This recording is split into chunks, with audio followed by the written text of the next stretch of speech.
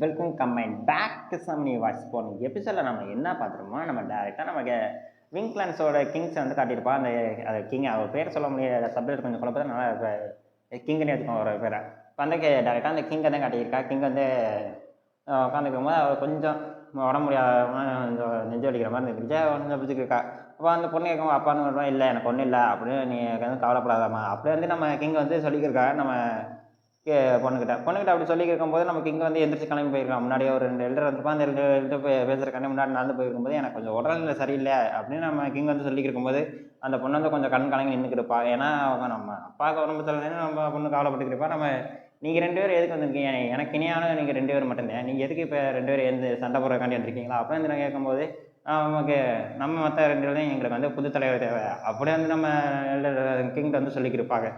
இப்போ அந்த கிங்கை தான் காட்டிக்கிறா. கிங்கை காட்டிக்கிட்டே நம்ம கிங் வந்து சொல்லியிருக்காரு, நீங்கள் 2 எனக்கு ஏன் முன்னாடியே விங்ஸ் சில்வர் பிளான்ஸ் வந்து இந்த இடத்த அப்புறம் இதை பாதுகாத்துக்கு வந்தேன், நானும் உங்களுக்கு உதவி ரொம்ப செஞ்சுருக்கேன் அப்படின்னு நம்ம கிங்கு பேசியிருக்கும் போது அப்படின்னு சொல்லிட்டு அந்த பொண்ணு வந்து ஃபைட்டிங் தயாராகி நின்றுட்டு இருக்கும்போது நம்ம கிங்கு தான் நீ இல்லைம்மா நீ ஒன்றும் வர வேண்டாம் நீ சும்மா சொல்லி இருக்கும்போது நம்ம அடுத்த எல்டர் பேசியிருக்கா. எல்டரை வந்து பேசிக்கிருக்கும் போது நம்ம கிங் வந்து முன்னாடி நடந்து வந்துருக்குவா. அதான் நம்ம கிங்கு ஃபைட்டிங் தயாராகி முன்னாடி இருந்துப்பான்.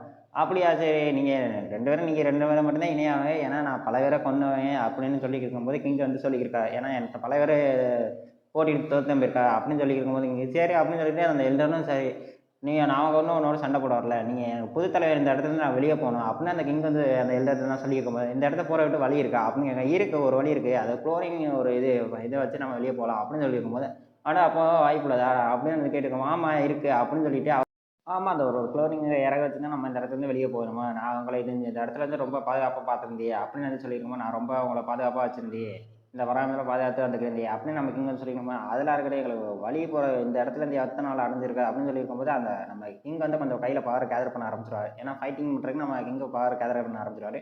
அதை கேதர் பண்ணுற பார்த்துட்டு இவர் 2 பேரும் கொஞ்சம் ஆட்சி இருப்பார். 2 எழுதரும் ஏன்னா எங்களோட ஃபைட்டிங் தயாராகி வந்துருக்கியா அப்படின்னு வந்து கேட்டிருக்கும் போது ஆமாம் ஏன்னா என்னோட போட்டிட்டு பல பேர் தோற்றப்பட்டிருக்காங்க, நீங்களும் அதில் நீங்கள் 2 பேர் தான் எனக்கு ஒருத்தியான ஆப்பனண்டாக இருப்பீங்க என்னோட திறமைக்கு ஈக்குவலாக அப்படின்னு சொல்லி இருக்கும்போது அவன் வந்து பவர் ரிலீஸ் பண்ணிக்கிருக்கும் போது நம்ம 2 எழுதரும் வந்து சரி நம்ம மோதி தான் பார்த்தோம்னு சொல்லிட்டு நம்ம 2 எழுதரும் அவரோட ஸ்வாடை அதாவது அவரோட ஸ்வாட் 2 ஸ்வாடை எடுத்துகிட்டு வந்து ஃபைட்டிங்கு தயாராகி நின்றுருப்பாங்க. ஃபைட்டிங் தராய் அப்படி இன்னைக்கு இருக்கிறத வந்துட்டு அவன் வந்து மேலே விங்ஸ் தானே, விங்ஸ் கிளான் சேர்ந்தவன் தானே கிங்கு, அதனால் விங்ஸ் கிளான் சேர்ந்த மேலே பறந்து போய் அட்டாக் பண்ணுறான். ஏன்னா அவன்கிட்ட வந்து ஒரு அட்டாக் பண்ணிக்குவார். 2 பேரும் தரமாக அட்டாக் பண்ணியிருப்பாங்க. இப்படி தரமாக அட்டாக் பண்ணியிருக்கும்போது 2 ஃபைட்டிங் ஓரளவு கிங்கை தான் ஜெயிக்கிற மாதிரி இருப்பான். ஏன்னா நம்ம 2 பேரும் எல்டர் சேர்ந்து அட்டாக் பண்ணாலும் அவனை சமாளிக்க முடியாது. கரெக்டாக அட்டாக் பண்ணும்போது அவனோட பாதுகாப்பாளையம் அதாவது அவனுக்குள்ள ஒரு பாதுகாப்பாளையம் இருக்கும், அந்த பாதுகாப்பாளையத்தை தப்பிச்சிருவான். இப்போ வந்து அந்த பொண்ணை காட்டிட்டு அப்படியே டேரெக்டாக அந்த நம்ம கிங்கை தான் காட்டுறாங்க. அது கிங்கை அந்த பாதுகாத்தோடதுன்னு தப்பிச்சுக்கிட்டு என்னை இந்த பாதுகாப்பாளையம் என்னை நீங்கள் தொட விட முடியாது அப்படின்னு வந்து அந்த கிங் வந்து சொல்லிக்கிருக்கான். அப்படின்னு சொல்லிக்கிருக்கும் போது அப்படின்னு சொல்லிட்டு அவன் வந்து அட்டாக் பண்ணிடுவான். 2 பேரையும் அட்டாக் பண்ணிவிட்டு 2 பேரும் பின் தள்ளப்படுவான். ஏன்னா 2 பேரும் கொஞ்சம் இன்னும் டேமேஜ் நிறையா வாங்கியிருப்பான். 2 பேரும் பின் தள்ளப்பட்டு அவன் வந்து கிட்டத்தட்ட கொல்ல போகிற கட்டத்துக்கு வந்துடுவான். அதாவது பின்னாடி அவன் ஃபயர் பண்ணிட்டு அட்டாக் பண்ணிவிட்டு கொல்ற ரேஜுக்கு வரும்போது கரெக்டாக அங்கேருந்து நம்ம ஹீரோ அதாவது நம்ம கருப்பிங் கிளான் இன்னொரு டிராகன் கிளான் சேர்ந்தவன் அவன் வந்து பேர் இருப்பான். உன்னை இன்னைக்கு நான் கொல்லாமல் விட மாட்டேன்டா அப்படின்னு, நீ திரும்பி வந்துட்டியா நீயா அப்படின்னு இது கேட்டுக்கும்போது நான் உனக்காண்டிதே எத்தனை நாளாக வெயிட் பண்ணிக்கிறேன் ஒழுங்காக தான் நம்ம டிராகன் கிளான் சேர்ந்தது. அதாவது நம்ம ஹீரோவுக்கு பாடி கார்டாக இருக்கிறது இவன் வந்து இப்போ அட்டாக் பண்ணுறான். அதாவது அவன் அப்பா அம்மா வந்து இவன் கொண்டிருப்பான், அதனால பழிவாங்கிறக்காண்டி ரிட்டன் வந்திருப்பான். ரிட்டன் வந்து அவன் பவர் கேதர் பண்ணிக்கிட்டு அவன் பவர் கேதர் பண்ண ஒன்று பேசிக்கிடுவான். நீ தாண்டா இங்கேருந்து தப்பிச்சு போனானாச்சே, நீ எப்படா ரிட்டன் வந்து திரும்பி வர்றதுக்கு உனக்கு தைரியம் இருக்குது அப்படி வந்து கேட்டுருக்கும்போது ஏன்னா நான் எங்கள் மாஸ்டருக்காண்டி தான் போனேன், ரிட்டன் உடனே அட்டாக் பண்ணுறக்காண்டி தான் திரும்பி நான் வந்தேன் அப்படியே வந்து சொல்லிக்கும்போது சரி அப்போ நான் வந்து மோதி பார்ப்போம் போடி பயிலுன்னு சொல்லிட்டு 2 பேரும் ஃபைட்டிங் தயாராகி மேலே 2 பேரும் பிரிச்சர் பவர் கேதர் பண்ணி 2 பேரும் அட்டாக் பண்ணுறது தயாராகிருப்பா. தயாராகிட்டு 2 பேரும் சரி மோதி பார்க்கணும்னு சொல்லிட்டு அவங்க 2 பேரும் அட்டாக் பண்ணுறக்காண்டி அவரோட பவரை பயன்படுத்தி அட்டாக் பண்ணிக்கிருப்பாங்க. நம்ம ஹீரோ தானே, நம்ம ஹீரோட பாடிக்காராக இருக்கான், அவன் வந்து கொஞ்சம் பவர் ரொம்ப அதிகமாக வச்சுருக்கவன். அதனால் அவன் சொல்லிக்கிட்டே நான் அன்றைக்கி உன் தலையை எடுக்காமல் விட மாட்டேன் அப்படியே வந்து சொல்லிக்கிருக்கும் போது சரி எடுத்து பார்ப்போம் மோதி பார்ப்போம்னு சொல்லிட்டு 2 பேரும் அதாவது ஏர்லேயே ஃபைட் பண்ணிக்கிருக்கா. 2 பேரும் ஃபைட்டிங் சீனாக அப்படியே இது ப்ரில்லியண்ட்டாக போகும். ஏன்னா நம்மளோட டிராகனோட அதாவது கிங் ரெலமுக்கு மேலே இருக்கிற ஆள் இதே அவனோட பலமா, இதுக்கு மேலே அவனோட பலமே இல்லையா அப்படின்னு வந்து அவன் கேட்டுருக்கும் போது நம்ம இவன் வந்து ரொம்ப இது பண்ண ஆட்டம் நீ ரொம்ப ஆட்டம் போட சொல்லியிருக்கும்போது நீ என்னை ஆர்மர் பி என்னால் உன்னை அட்டாக் பண்ணவே முடியாதுன்னு அப்படின்னு அவன் சொல்லியிருக்கான்.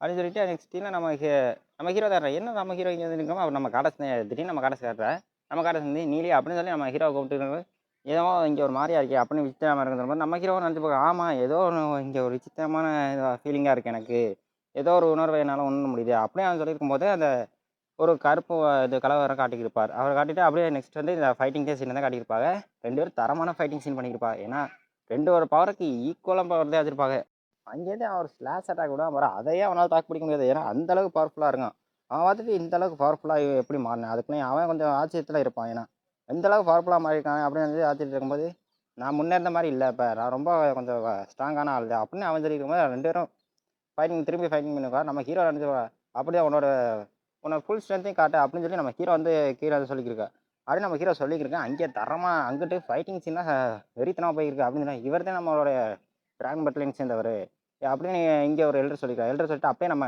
அவனுக்குள்ளே ஒரு கோர் இருக்கும் அந்த கோர் வந்து கொஞ்சம் விரிசல் விட்டுற மாதிரி இருக்கும் அதை பார்த்துட்டு இருக்கும் அப்படியே இவன் வந்து தண்டர் அட்டாக் வச்சு திரும்பி அட்டாக் பண்ணலாம் பார்ப்பேன் இந்த தண்டர் அட்டாக் முன்னாடி ஒரு நாள் தாக்கே பிடிக்க முடியாது சொல்லியிருக்கும் போது அவன் கொஞ்சம் தண்டர் அட்டாக் பண்ணாலும் கொஞ்சம் வழியில் இருப்பான் ஏன்னா கொஞ்சம் வழி எடுக்கும் அந்த தண்டர் அட்டாக் ஆனால் கொஞ்சம் வழியில் எடுத்துக்கிட்டு இருக்கும்போது ரிட்டனா இந்த தண்டர் அட்டாக் வச்சு அவனை கொல்றேன்னு சொல்லி இருக்கும்போது ரிட்டனாக வந்து வந்து அவனை பவர் ஆக்டிவ் பண்ணிட்டு திரும்பி ஒரு அட்டாக் இது என்ன மாதிரி பவராக இருக்கும் அப்படின்னு சொல்லி இருக்கும்போது நீ என்னை ஏதாச்சும் கொல்ல முடியாதுன்னு சொல்லிட்டு திரும்பி அதை அட்டாக் பண்ணுவேன் திரும்பி எது அட்டாக் பண்ணி திரும்பி அவன் தண்டர் அட்டாக் வச்சு திரும்பி அட்டாக் பண்ணிக்கிருப்பான் இந்த ஒரு சில்லறத்தனமான அட்டாக்லாம் வச்சுக்கிட்டு என்னை அட்டாக் பண்ண முடியும்னு நினைக்கிறியா நீ என்னை கொல்ல முடியும்னு நினச்சிக்கிட்டு இருக்கேன் அப்படின்னு சொல்லிக்கும்போது அவன் கொஞ்சம் இதில் கொஞ்சம் ஆச்சரியத்தான் இருக்கான் ஏன்னா இந்த அளவுக்கு பவர்ஃபுல்லாக போயிட்டு இங்கேருந்து தப்பிச்சு போனது இந்த அளவுக்கு ரிட்டர்ன் பவர்ஃபுல்லாக வந்தது எப்படி ஆச்சரியம் தானே இருக்கும் அவனுக்கு கொஞ்சம் அப்படியே 2வது வந்து அடுத்த சீனில் நம்ம ஹீரோ தான் கட்டா க்ளோஸ் அப்பில் ஹீரோ காட்டிட்டு இப்போ நெக்ஸ்ட் வந்து அவனோட கோர் வந்து ரொம்ப பிரேக் ஆயிடுச்சு அதாவது ஃபுல்லாக பிரேக் ஆயிடுச்சு அவனோட ட்ராகன் பிளட் வந்து அவேக்கனே ஆயிடுச்சு அதாவது ட்ராகன் பிளட் அவேக்கனே ஆகணும் அடுத்த சைண்டு நெக்ஸ்ட் விட அடுத்த நம்ம ஹீரோவோட முடிஞ்சு ஜொலிக்கும் ஏன்னா நம்ம ஹீரோவும் அவன் மொத்தமாக கான்சியஸில் இருப்பா அது மொத்த ஆன்மாக்கணும் நம்ம